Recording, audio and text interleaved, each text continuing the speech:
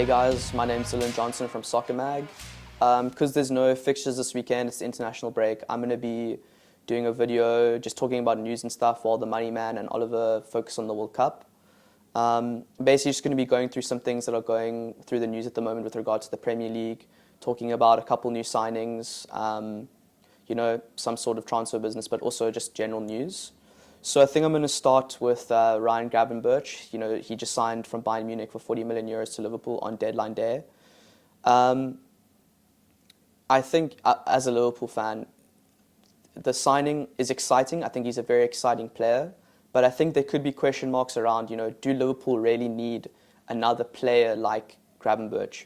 I think if you were to go through the list of what's needed, I think many Liverpool fans would say they don't really trust Endo 100% as the senior defensive midfielder. They would have liked a more experienced or a higher level defensive midfielder to start every game.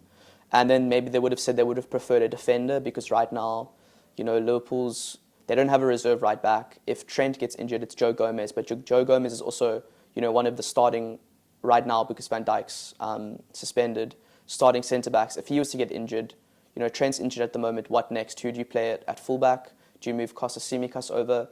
So I think, as dealing with things that Liverpool need, he might not be exactly what Liverpool need, but I think he's still an exciting player. I think if you look at, I'm not going to be that guy that says I've watched a lot of Gravenberch play. I haven't watched him at all while he's at Bayern. I think I've only seen him play in the Champions League for Ajax, which was a couple of years ago now.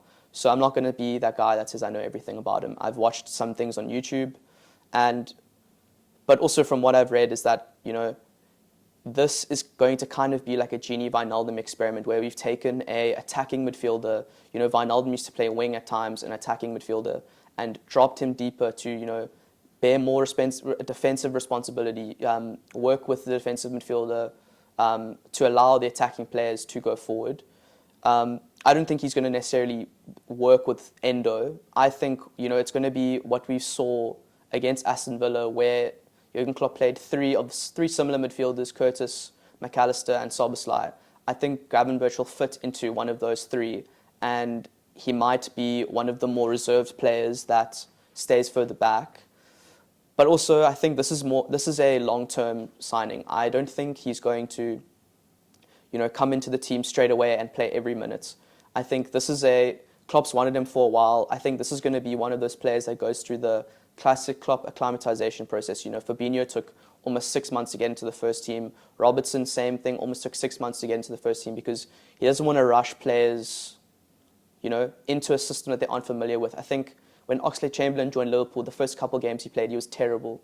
But then, a couple months later, when he acclimatized to what Klopp wanted him to do, he knew when to press, he knew when to attack. He actually became one of our best midfielders until his injury.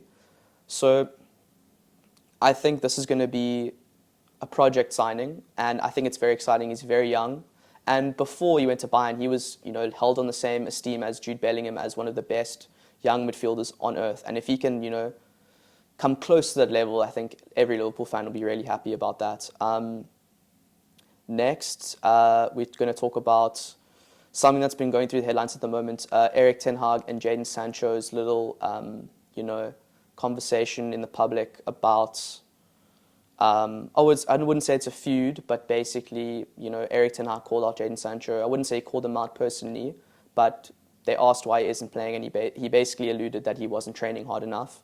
And then Sancho responded by saying, I am training hard, there's other reasons for it.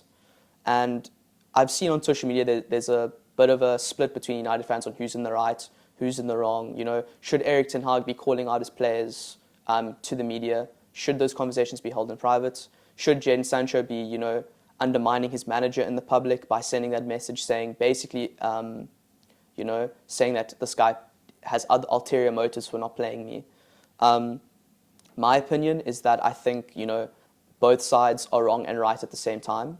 I think that this whole situation would have been avoided if, Erik ten Hag just said that he wasn't in his plans for that match.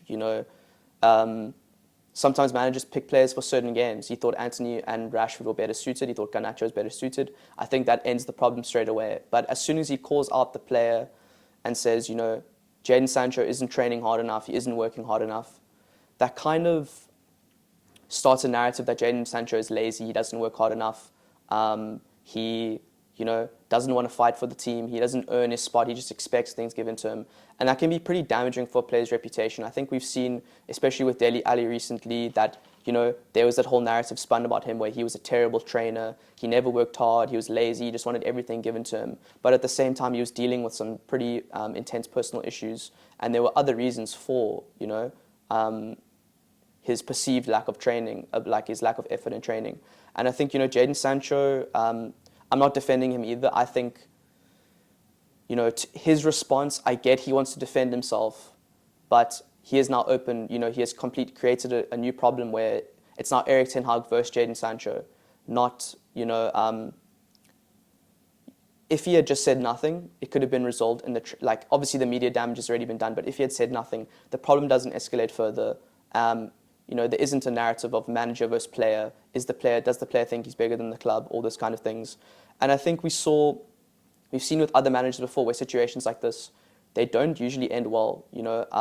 When Jose Mourinho called out Luke Shaw all those years ago, that didn't really benefit anyone. I mean, Luke Shaw's come good now, but for the time, at the time, he was struggling. And does it really get a player to work harder when the whole world thinks they're lazy and they're a terrible player? I don't think it really works like that. But yeah, that's just my opinion on it. And I think the best response from Jadon Sancho will be to continue training hard. I think, I think it's kind of a lose-lose now that it's become the situation. I don't think any party wins. The only way it's resolved, people are saying Jadon Sancho needs to leave United. I don't think the problem has to be that deep. I think Erik ten Hag thinks he's probably challenged the player to work harder and try, get himself into the team. Jadon Sancho now thinks the manager now has a personal vendetta against him potentially. I don't think he has to leave United. I think, we've seen players come back from worse than this. I think we've seen, Granit Xhaka swearing at fans as Arsenal captain to becoming one of their better players last season. I think we've seen players come back from worse than this, and I think the situation has been blown a bit out of proportion. That's just my take on that. And then next, we're going to move to Al Ittihad's bid for Mo Salah. So I know I've said before I'm a Liverpool fan, and my take on this is pretty clear. Mo Salah at this point in time, no amount of money should take him from Liverpool. I think if you look at Mo Salah, firstly, is there someone to replace him with? And it's outside the transfer window, but I'm saying in general, if Liverpool could have replaced Mo Salah by now, they would have. He's 31, turning 32. They wouldn't have given him a 4-year contract. I think it was 2 years ago or last year, or 3-year contract last year, giving him £350,000 a week to a 30-year-old. If they genuinely thought there was someone up and coming that could have replaced him. They didn't do it for Mane because they had Luis Diaz. They didn't do it for Mino because they had Gakpo and Nunez. So Liverpool are always planning, to get the next player. And if you look at the market right now, I can't think of a left-footed player that plays on the right that can score as many goals as Mo Salah. We're talking about a winger that scores 30 goals a season, gets 20-plus assists a season. To buy that, you are going to now go and buy a 23-year-old that isn't Premier League proven, that is, no guarantee that they're going to get the same amount of numbers for an obscene amount of money, yes. But as soon as you accept, I think the latest bid was £215 million, which is insane if you think about that kind of money. I understand when it comes to that kind of money, it's difficult to say no. But obviously I'm a fan, so I look at it differently, and I know that it's a business decision, but it should be a football decision in that first things first, when you're sacking a manager, when you're selling a player, you think of who is there to replace them. And if there is no genuine replacement and you get £200 million, what are you going to do with it? Are you going to now build up the rest of the squad to try, Liverpool suffered when they sold Luis Suarez for, I think it was 60-something, 65 million. They suffered until Klopp came. They suffered when they sold Torres. Money doesn't mean success, and I think, why would you guarantee yourself to become worse for this sum of money when right now Liverpool are probably one piece away from competing for the title? I don't think Liverpool will compete for the title this season, but to sell Mo Salah this season would be basically accepting that, we're going to try get top 4. And I think next year the money will still be there. He still has another year after the season on his contract. Saudi's interest isn't going to go away. Why, it may not be 200 million, but it could be 150, it could be 140. 140 next year when you have a full window, a full preseason, you have more time to identify a replacement is, in my opinion, way better. But at the end of the day, I'm a fan. I don't look at the zeros at the end of every figure. So that's just my opinion. Then I think the last, not the last thing, but Sofiane Amrabat's move to United. So this is I think everyone was expecting a permanent move, and this move also it feels like the whole transfer window to get done. I think they finally agreed for it to be a loan with an option to buy. So it's a 7 million loan fee, which is pretty expensive. I think, paying £7 million to just borrow a player is quite a lot, not including their wages. And I think they have a 22 million option to buy afterwards, including add-ons. So roughly 30 million for Amrabat. I don't think that's necessarily a bad deal, but I guess we'll see. In his medical, they picked up that he has a back injury, which is interesting. Usually when something like that pops up, you don't really continue to sign a player, especially a player that you've been waiting so long for. But they say he should be back in the next 3 or so weeks. So maybe he'll be back in the next game, but we're not sure. But again, like I was saying with Gravenberch, I'm not the guy that's going to say I watched a lot of Amrabat. I think pretty much the sum total of what I watched of Amrabat was at the World Cup, where I think he played really well. He was in my opinion, one of the best players at the World Cup. I think it was in the Conference League when Fiorentina played. I think I watched one game of him play where he played quite well. And I think there's one thing we can say for sure about Amrabat. He is an insane athlete. I think, that World Cup, I think the one moment that springs to mind where what kind of play is that run he made to chase Mbappe back. He kept up with him, and then he made a huge, hard, crunching tackle on him. I think that kind of sums up the kind of player that Amrabat is. He's a very great engine, great leader. I think, I don't necessarily think he's going to be starting every game. I think he's probably viewed more as a Casemiro replacement to rotate, or maybe even play with Casemiro if they want to play more defensively, or even play him as one of the box-to-box midfielders. But I don't see, Amrabat starting every game, especially when Mason Mount's fit again. I don't see Amrabat starting every game.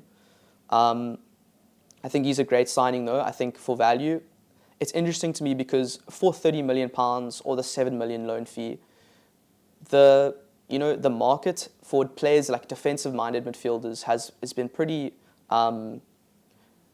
It's been very expensive, and there hasn't been a lot of options. I think, Caicedo for 115, Rice for 105,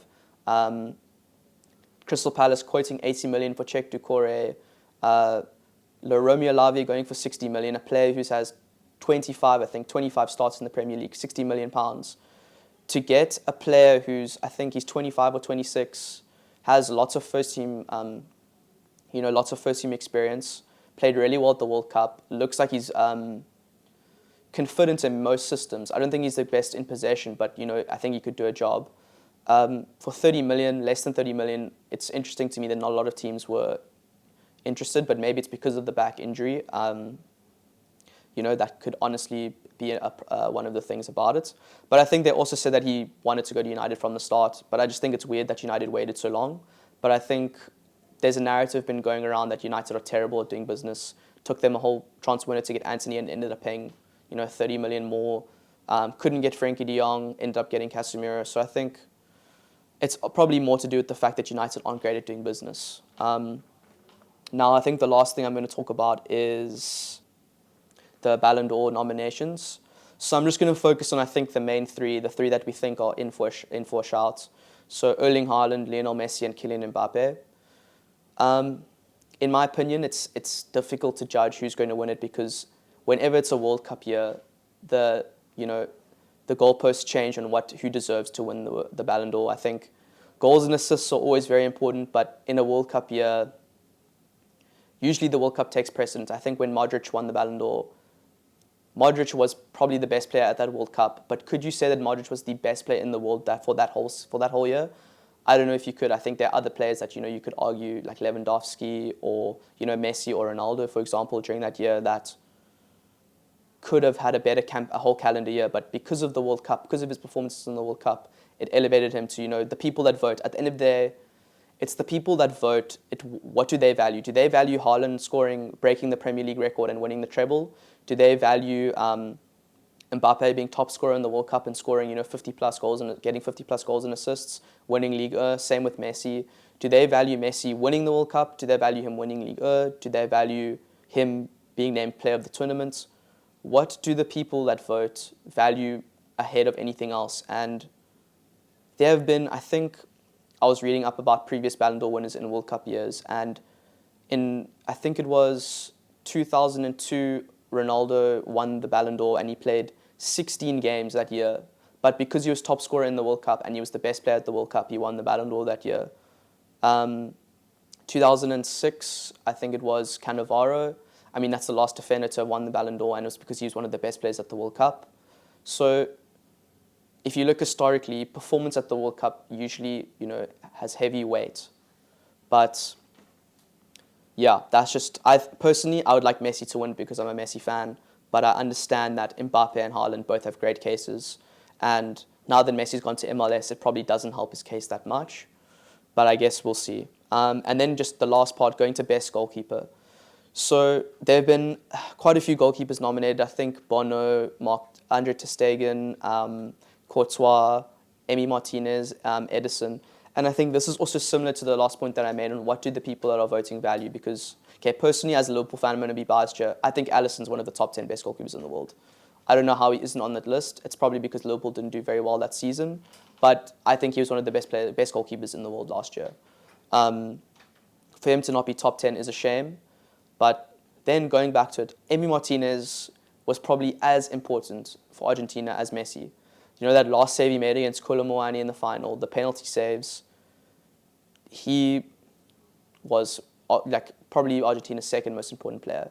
Then you have Edison, who we all know is vital to the way Man City play. They would not have won the treble without him. Just his passing out the back, the saves he made in the final, I think one was Lukaku. It's difficult to say. Personally, goalkeeper-wise, I honestly, I can't say who should win it because I think Edison is a better goalkeeper than Martinez, but Martinez won the World Cup and he saved, I think it was 4 or 5 penalties in the World Cup. So, yeah, it's difficult to say. But anyway, I'm going to end it on that, guys. Thank you for watching. Please let us know what you think about Gravenberch, Amrabat, who you think's right in the Jadon Sancho, Erik ten Hag, that whole drama. Who do you think's going to win the Ballon d'Or? And yeah, thanks for watching, guys. I'll be back with MoneyMan and Ollie after the international break. Cheers.